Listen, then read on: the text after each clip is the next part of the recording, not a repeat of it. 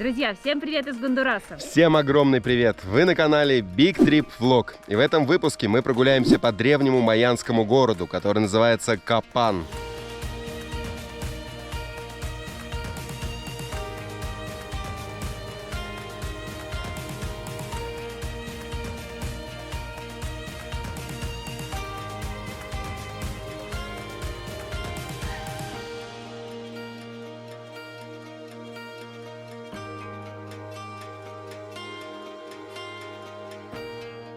Мы приехали в город, который называется Капан Руин.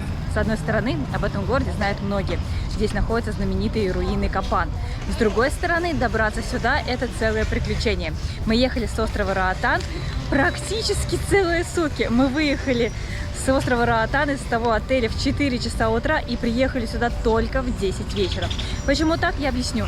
Потому что нет прямого сообщения из Капан Руинс вообще. Ни до одного города, разве что Сан-Педро-Сула. Вы знаете этот город. Но, ребята, это было просто, я даже не знаю. Сначала с острова Роатан приехали на пароме, потом с паромом мы поехали на автобусе до города Сан-Педро-Сула, там пересели на маршрутку. И эта маршрутка практически не двигалась, потому что повсюду ремонтные работы. Было сложно, тяжело. Мы все просто были в каком-то негативном настроении. Но сейчас у нас наступил новый день. Прекрасный, мы отлично выспались. У нас прекраснейший отель, который я вам сейчас покажу. Отель Каминьо Майя находится в самом центре города Капан. Благодаря своему яркому красному цвету этот отель видно издалека.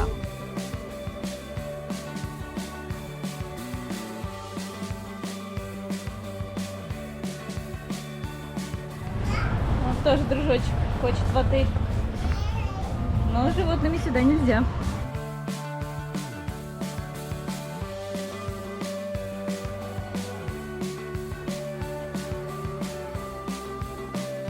Стены отеля красиво украшают различными картинами. Здесь изображен древний город Капан и попугаи Ара. Внутри тоже все очень красивое. Это территория, где проходят завтрак и обед. Ресторан здесь работает до 2 часов дня.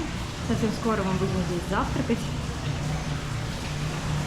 Очень много зелени в отеле. Придает немного тропический вид.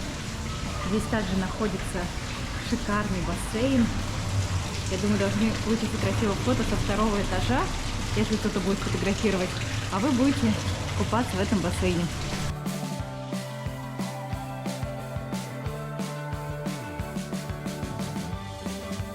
Сейчас при мне другие туристы зашли с дороги в этот отель, чтобы просто его пофотографировать и поснимать. Настолько он красивый, что некоторые заходят сюда как в какую-то достопримечательность.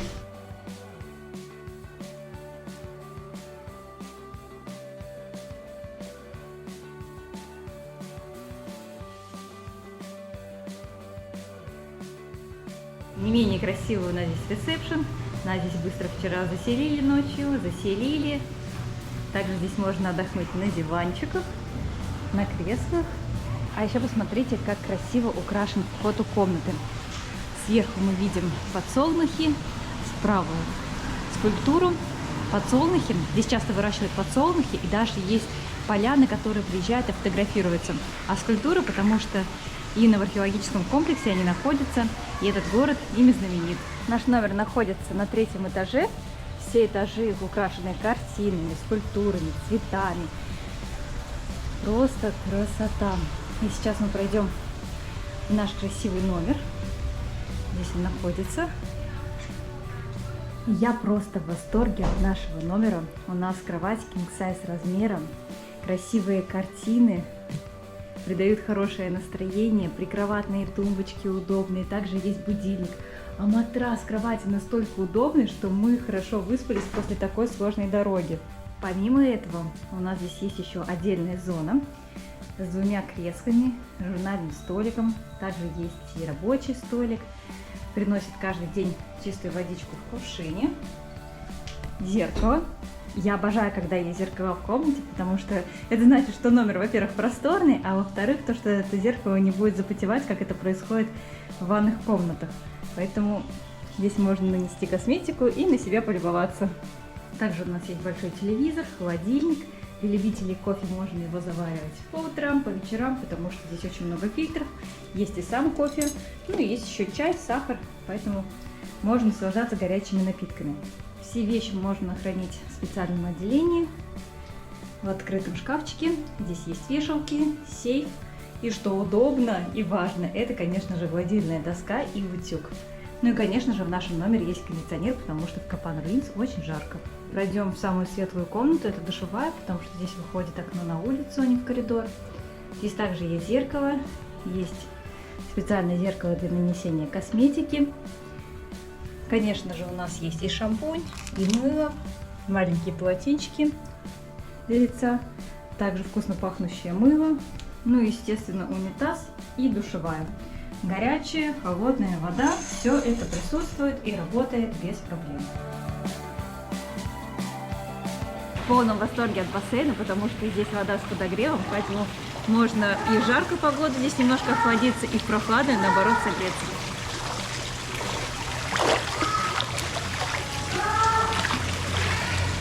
Из окна нашего номера открывается вид на бассейн, но есть и другие номера, из которых открывается вид на городскую площадь. Смотрите, какая красота! Вид на туристическую улицу. Здесь вид на центральную площадь. Кирилл там летает на дроне. К нему уже подходят местные, интересуются, видимо, как проходит полет. Ну и, конечно же, главные вопросы про дрон. Смотрите, как красиво здесь. Сколько цветов не только в нашем отеле, но и на этой площади.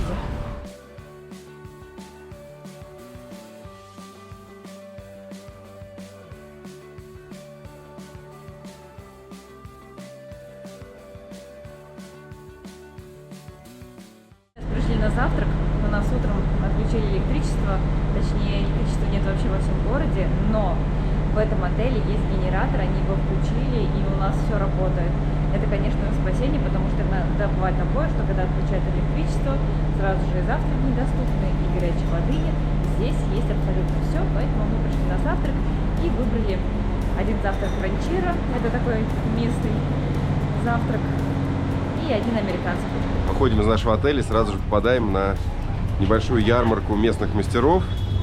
Здесь есть и поделки ручной работы, какие-то браслетики, сумочки, ну также что-то массовое уже. И совсем рядом располагается главный центральный парк города Капан Руинс.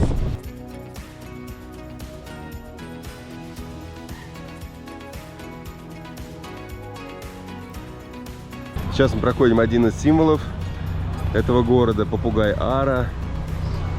Их часто можно встретить как в Капан Руинс, также на руинах заброшенного города. Помимо этого, вы помните, мы их видели на острове Роатан, а если не смотрели эти выпуски, обязательно посмотрите.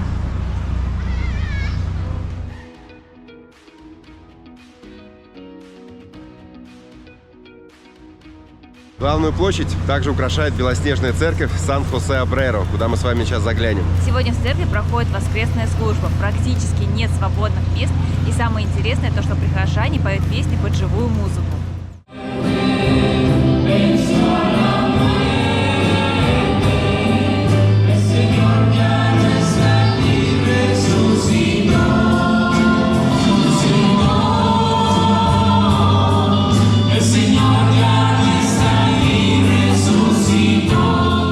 Так, сейчас у нас на главной площади еще фотосессия небольшая проходит.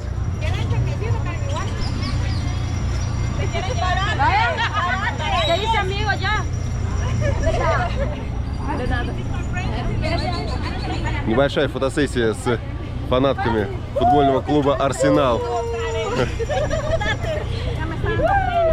Окей.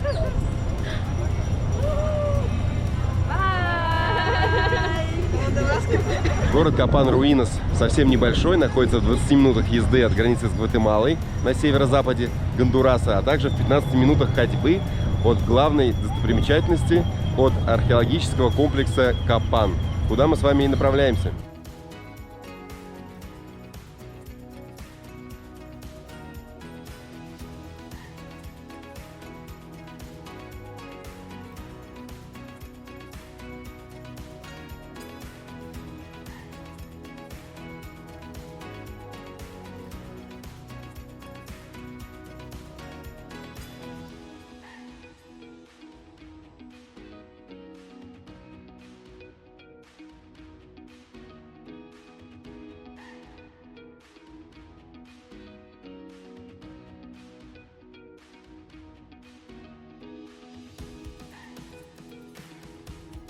Сейчас мы покупаем билеты в древний город Капан.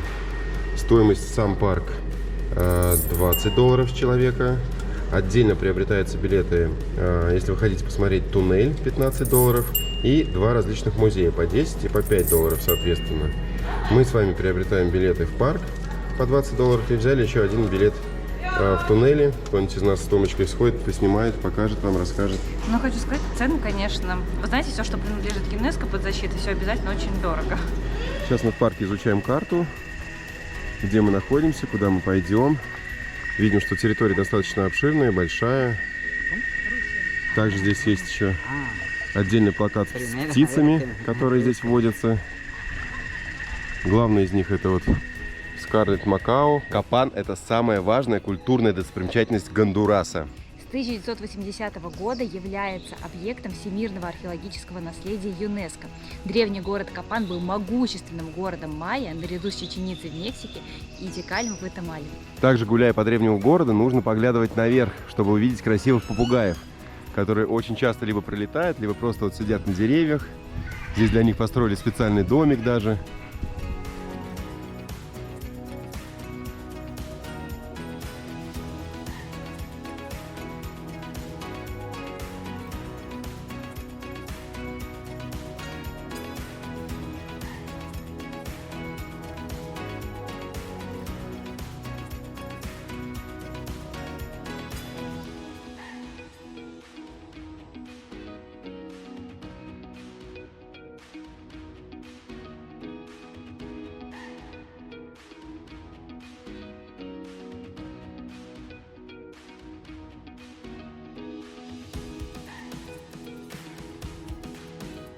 На территории Капана находятся впечатляющие храмы и сооружения, а также многочисленные резные стелы и алтари. Здесь мы можем видеть, как подробно вырезана из камня фигура. Сейчас мы стоим у скульптуры, которая сохранилась лучше всего в Капане. Посмотрите на ее коралловый цвет. Это именно оригинальный цвет камня, из которого делали эти скульптуры.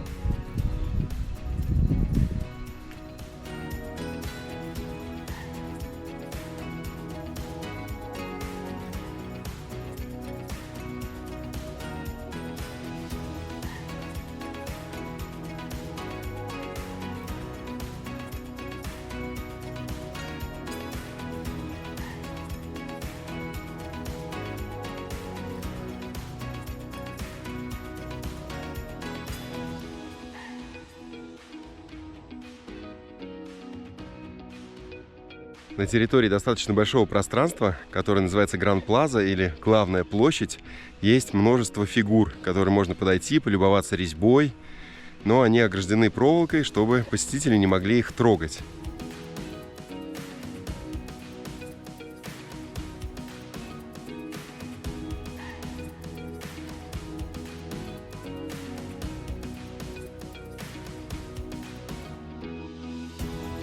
Сейчас мы дошли до еще одного сооружения. Это не что иное, как площадка для игры в мяч. Одна из самых больших в древнем мире майя. Сейчас мы находимся у главного сооружения древнего города Капан.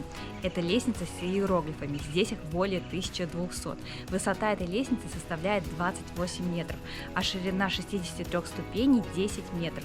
Ее уникальность заключается в том, что ни в одном другом археологическом комплексе нет такой лестницы с иероглифами. И археологи, когда собрали эту лестницу, они поняли, что здесь нарушен порядок этих ступеней. Поэтому до сих пор идет расшифровка этих иероглифов. Как видите, накрыта полотном специальным. И когда расшифруют археологи все эти надписи, они соберут эту лестницу в правильном порядке. Лестница состоит более чем из 2000 каменных блоков, а также является самой длинной надписью иероглифов в мире майя.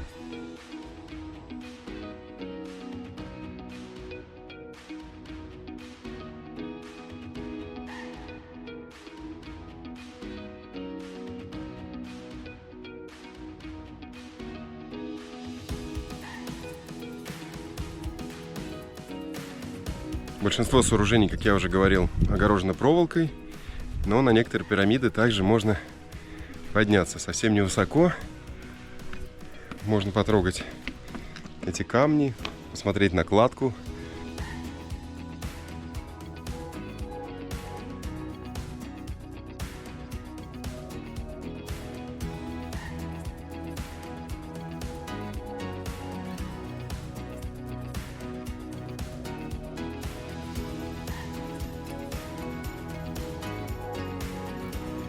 Фух, сейчас мы поднялись на вершину одной из пирамид. Наверное, самая высокая точка в этом комплексе. Отсюда открываются виды на лестницы, на другие сооружения, по которым мы только что гуляли.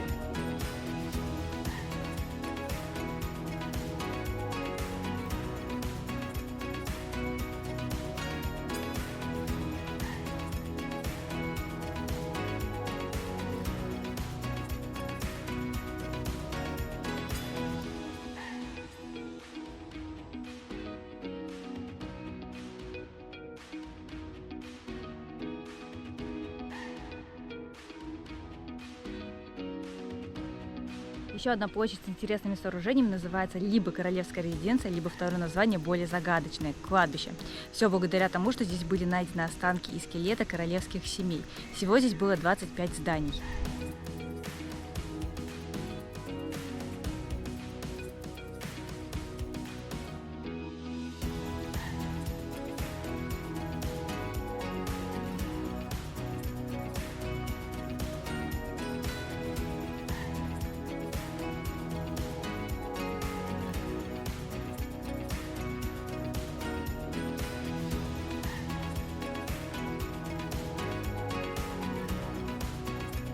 Мы пришли ко входу в тоннели, здесь их всего 2, и мы решили сделать маленькую хитрость. В один тоннель отправим Кирилла, а во второй пойду я.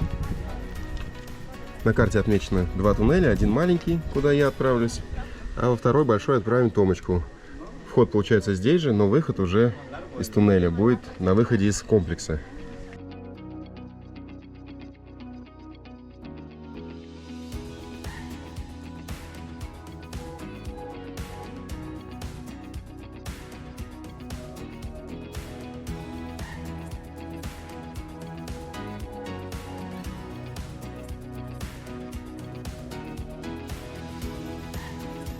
Только что я был в небольшом туннеле, он очень короткий, и там за большим толстым стеклом можно наблюдать, как выглядит храм под землей. Сейчас мы отправим Томочку в другой туннель, он уже более длинный и ведет прям к главной площади.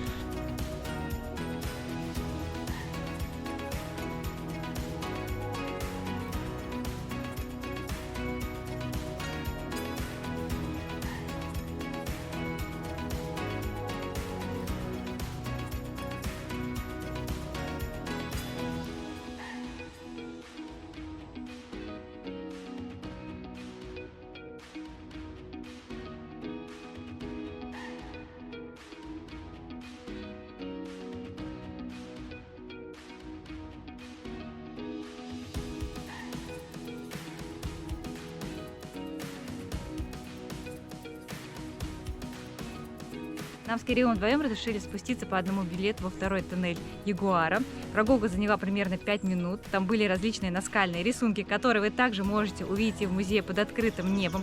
Поэтому, ну знаете, как бы $15 все-таки это дороговато для такой экскурсии. Сейчас мы идем к выходу этого комплекса, и хотелось бы подвести некий итог. Во-первых, что бросается в глаза? Туристов здесь очень-очень мало. То есть, в отличие от той же Чеченицы, где полно было туристов, где было очень много торговцев, здесь торговцев нет совсем. Они находятся за пределами комплекса. Поэтому гулять здесь, наслаждаться природой, джунглями – одно удовольствие. Также можно детально посмотреть на различные сооружения. Но я хочу отметить еще 3 плюса, которые здесь присутствуют. Это скульптуры, которые здесь очень хорошо сохранились благодаря здешнему климату. Второе – это лестница с иероглифами. Ну, такое мы действительно не видели в других комплексах. И третье – это то, что здесь летают красивые попугаи. Да, вы сейчас можете слышать. Это все попугаи. Разноцветные, красные, синие, большие. К сожалению, они летают высоко, поэтому снять их не получается. Ну, еще 2 плюса, которые стоит отметить, это, наверное, прогулка по тоннелям, но это за отдельную плату, и музей, в который мы даже не пошли, потому что, ну, стоимость получается действительно высокой. Да, друзья, поэтому, если будете в Гондурасе, мы вам это место крайне рекомендуем. Нашему видео не забудьте поставить лайк, написать комментарий и, конечно же, до новых встреч. Всем пока!